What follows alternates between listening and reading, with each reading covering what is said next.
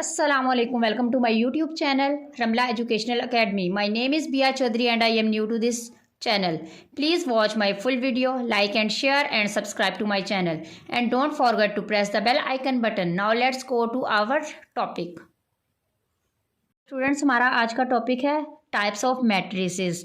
ठीक है, इससे पहले मैं आपको मैट्रिसेस के बारे में बता चुकी हूँ, इक्वल मैट्रिसेस क्या होता है और मैट्रिसेस का ऑर्डर किस तरह से फाइंड करते हैं। तो अब हमारा नेक्स्ट टॉपिक ये आ जाता है टाइप्स ऑफ मैट्रिसेस। तो हम यहाँ पर मैट्रिसेस की कुछ टाइप को डिस्कस कर लेते हैं। ठीक है, तो इसमें हमारे पास फर्स्टली आ जाता है रो मैट्रिक्स। तो what is row matrix? If a matrix has only one row.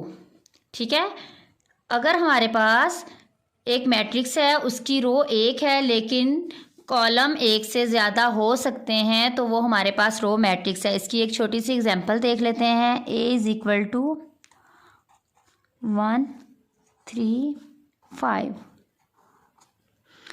ठीक है स्टूडेंट्स, देखें अब इसकी रोज़ ओनली वन रो है। ठीक है, और इसके कॉलम चेक करें 1 2 3। ठीक है, ये कॉलम है इसके C1 और रो ओनली वन है, तो then we said it is a row matrix. ठीक है, तो ये हमारा रो मैट्रिक्स है। ठीक है, अब नेक्स्ट हमारे पास आ जाता है कॉलम मैट्रिक्स। तो कॉलम मैट्रिक्स क्या होता है स्टूडेंट? जैसे रो मैट्रिक्स में हमारे पास एक रो होती है, इसी तरह कॉलम मैट्रिक्स में हमारे पास कॉलम एक होना चाहिए लेकिन रो एक से ज़्यादा हो सकती हैं। If a matrix has only one column then it is said to be column matrix. ठीक है, इसकी एक एग्जांपल देखें। ए इज़ इक्वल टू,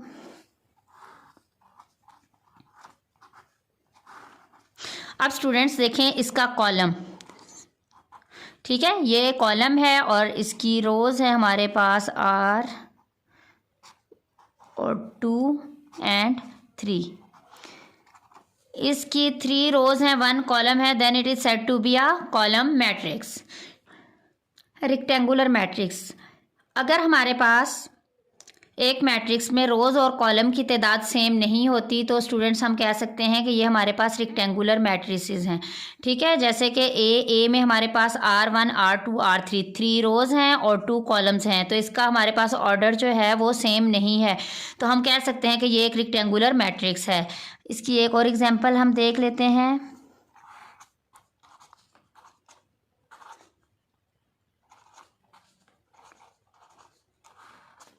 ठीक है, इसमें देखें 2 रोज़ हैं और 4 कॉलम्स हैं। इसमें 2 रोज़ हैं और 4 कॉलम्स हैं। ठीक है, 2 रोज़ 4 कॉलम, तो हम कह सकते हैं कि ये हमारे पास एक रेक्टेंगुलर मैट्रिक्स है। ठीक है, तो नेक्स्ट हम आते हैं स्क्वायर मैट्रिक्स। तो स्टूडेंट इसके बाद हमारे पास आ जाता है square matrix. If the number of rows is equal to the number of columns, अगर रो और कॉलम्स की तादाद एक मैट्रिक्स में सेम हो तो वो हमारे पास होता है square matrix. 1 2 0 1, 2 rows 2 columns, then we said square matrix. ठीक है, ये हमारे पास एक स्क्वायर मैट्रिक्स है। ठीक है, इसकी एक और एग्जांपल देख लें।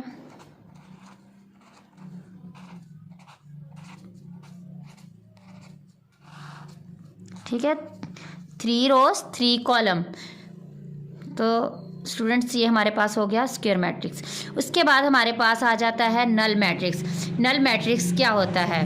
ठीक है, अगर हमारे पास एक मैट्रिक्स में ऑल इंट्रीज़, ठीक है, मैट्रिक्स की ऑल इंट्रीज़ जो हैं वो 0 हैं, तो वो हमारे पास नल मैट्रिक्स होगा। ठीक है,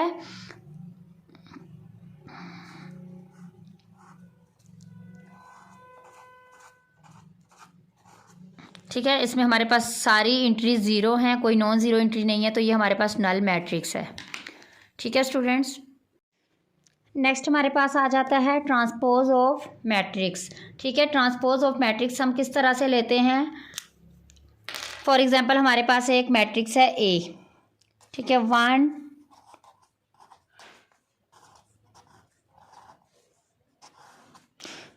तो इसका जो ट्रांसपोज है हमारे पास मैट्रिक्स ए का ट्रांसपोज हम लेंगे तो ट्रांसपोज में हम क्या करते हैं, कॉलम को रोज़ में चेंज कर देते हैं और रोज़ को कॉलम में चेंज कर देते हैं। 1 2 5 6 7 0, ठीक है।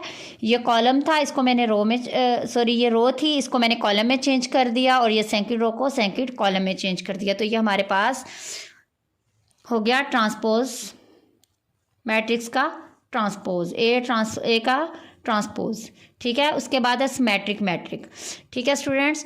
अगर हमारे पास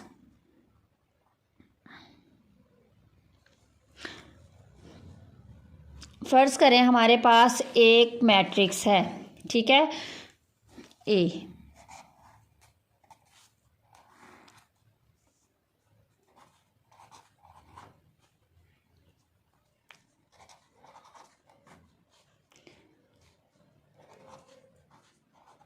ठीक है स्टूडेंट्स, ये हमारे पास एक मैट्रिक्स है।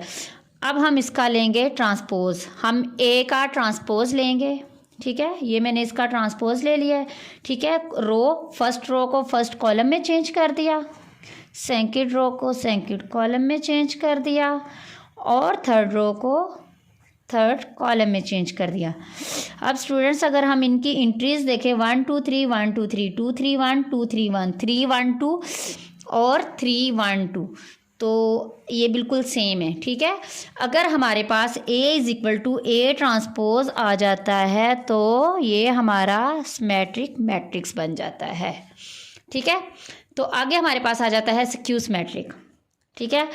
तो स्टूडेंट अगर हमारे पास ए ट्रांसपोज जो है वो -1 के इक्वल आ जाता है, यानी कि हमारे पास ऑल इंट्रीज में जहाँ पर हमारे पास ए ट्रांसपोज में प्लस आ रहा है वहाँ पर हमारे पास ए की वैल्यू में जो है वो माइनस आ जाता है इसकी ऑल इंट्रीज के साथ, तो हमारे पास जो है वो साइन ऑपोजिट हो जाता है, तो वो हमारे पास बन जाता है स्क्यूज मैट्रिक। एक दफ़ा इसको फिर से देख लीजिए कि हमारे पास जो ए ट्रांसपोज होता है उसकी जो है ऑल इंट्रीज उनके साथ अगर माइनस आ जाता है, साइन ऑपोजिट आ जाता है, तो वो हमारे पास स्क्यूज मैट्रिक्स बन जाता है, ठीक है। डायगोनल मैट्रिक्स, तो स्टूडेंट डायगोनल मैट्रिक्स जो होता है उसमें हमारे पास एक ऐसा मैट्रिक्स जिसमें डायगोनल इंट्रीज जो हैं वो उनमें से कोई एक भी इंट्री जो है वो नॉन ज़ीरो होनी चाहिए और जो नॉन डायगोनल इंट्रीज़ हैं वो सब की सब ज़ीरो होनी चाहिए, तो वो हमारे पास डायगोनल मैट्रिक्स होता है। और स्टूडेंट्स देखें हमारे पास डायगोनल इंट्रीज़ ये हैं 1 1 3, ठीक है। ये तीनों हमारे पास नॉन ज़ीरो हैं। अगर इनमें से कोई एक भी जो है वो ज़ीरो होती तो देन भी हम कह सकते हैं कि ये डायगोनल मैट्रिक्स है। इसकी एक और एग्जांपल देखें,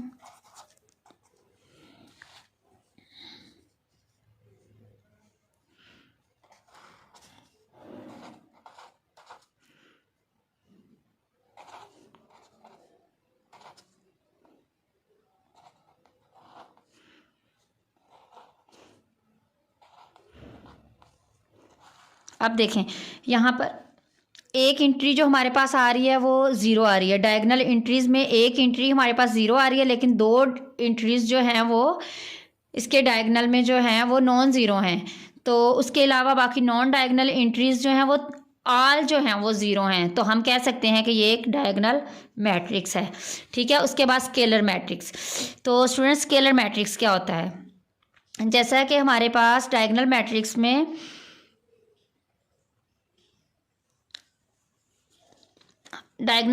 हमारे पास जो है वो कोई एक इंट्री नॉन ज़ीरो होती है, लेकिन स्केलर मैट्रिक्स में हमारे पास डायगोनल की ऑल इंट्रीज सेम होती हैं।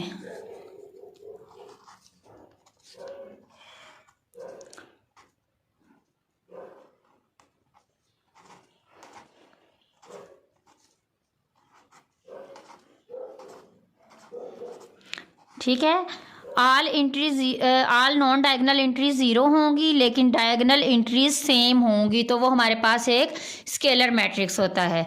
ठीक है, उसके बाद हमारे पास आ जाता है आइडेंटिटी मैट्रिक्स। लास्ट हमारे पास टाइप आ जाती है आइडेंटिटी मैट्रिक्स।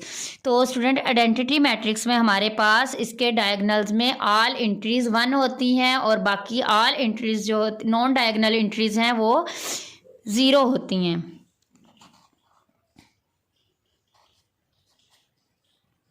आई से इसको हम कर देते हैं।